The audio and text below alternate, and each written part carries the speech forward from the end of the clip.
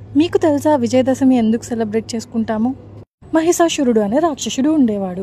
అతనికి చావనేది ఉండకూడదు అన్న కోరిక కోసం బ్రహ్మదేవునికి ఘోర తపస్సు చేసేవాడు.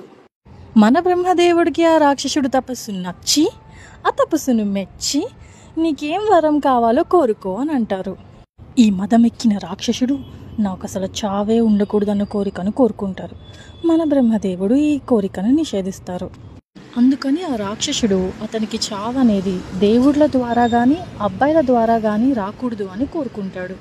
ఈ కోరికను ఆ రాక్షసుడు తన దృష్టిలో పెట్టుకొని దేవతలందరినీ స్వర్గంలో నుంచి తరిమేస్తూ ఉంటాడు.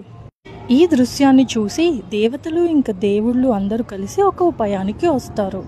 వీడికి ఇలా కాదని చెప్పి దేవుళ్ళు ఇంకా దేవతలు అందరూ కలిసి వాళ్ళల్లో ఉన్న ఒక పవర్ని దారపోసి ఒక శక్తివంతమైన అమ్మాయిని తయారు చేస్తారు. ఆ శక్తివంతమైన అమ్మాయే మన దుర్గామాత. ఈ దుర్గామాతకి ఇంకా మహిషాసురుడికి మధ్యలో 9 రోజులు యుద్ధం జరుగుతుంది, పగలు రాత్రిళ్ళు. 10వ రోజు మన దుర్గామాత మహిషాసురుడిని సంహరిస్తుంది. ఈ యుద్ధం జరిగే సమయంలో 9 రాత్రులు అంటే 9 నైట్స్, ఒక్కొక్క నైట్ ఒక్కొక్క అవతారంలో యుద్ధం చేస్తారు. అందుకని నవరాత్రులు అనే పేరు. ఇంకొకటి వచ్చేసి విజయదశమి. విజయ అంటే విక్టరీ, విజయం. దశమి అంటే 10 అంటే 10.